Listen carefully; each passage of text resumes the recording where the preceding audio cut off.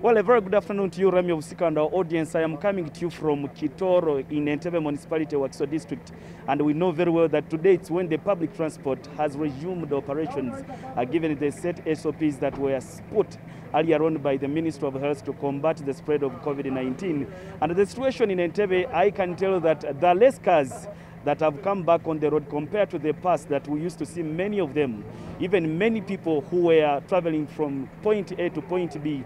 But this time the situation is not the same. And I have just been speaking to some of the taxi operators, and they were telling me that most of their taxis actually went down, and at the time when they are supposed to resume operations, they have not been able to service them, and so they get back on the road. Actually, if my camera person can walk with me, this is one of the taxis that is on standby. This is the one loading, and for the last 15 minutes that I have been here, you can visibly tell that there is no one inside here. No passenger has entered this taxi, and that gives an indication. It's a true description of what I earlier told you, that there are less people who are even traveling compared to the previous times when we used to have travelers moving from point A to point B. But I just want to talk to one of the taxi operators here to tell us perhaps what's the reason, what could be the reason that they have not been able. But wuli lwaki taxi teziri nyingi kukubo oba n'abasaabaze nabo balabika kuva ku makyalo batandise okola. Sebo nkwaniriza ku NTV.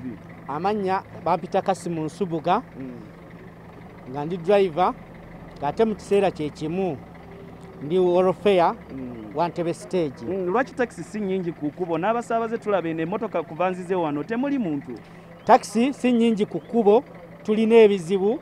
Abantu abamu baali batambula nga bagenda mu kyalo. Ekyo ekizibu kimu. Ekizibu ekyokubiri, emmotoka zaffe ezimu zaatuula emipiira, ezimu zaafa, ezimu baddereeva baffe abamu pamiti zaabwe zaggwako. Naye ng'ate ku ssaawa ya leero pamiti essente ziri waggulu.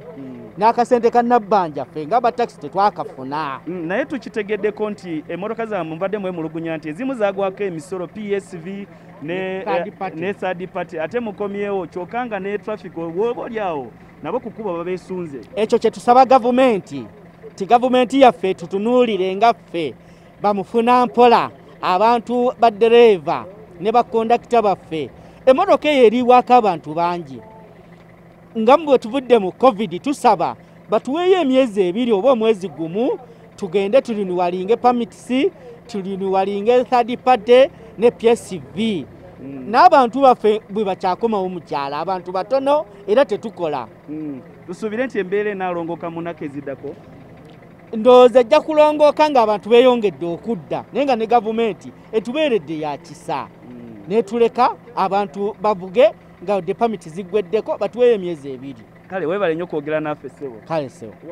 That's one of the taxi operators here just making us understand why there are not many taxis on the road, and not even passengers. Like I said, this is one of the taxis that is currently loading, and for the last 15 years I've been here, I've not seen any passenger entering it, and that's a true description of what I earlier said, that perhaps maybe as we go by the situation will normalize, but that's what it is like here in Entebbe. Back to you in the studio, Remy Obusika. A very good afternoon to you and our audience.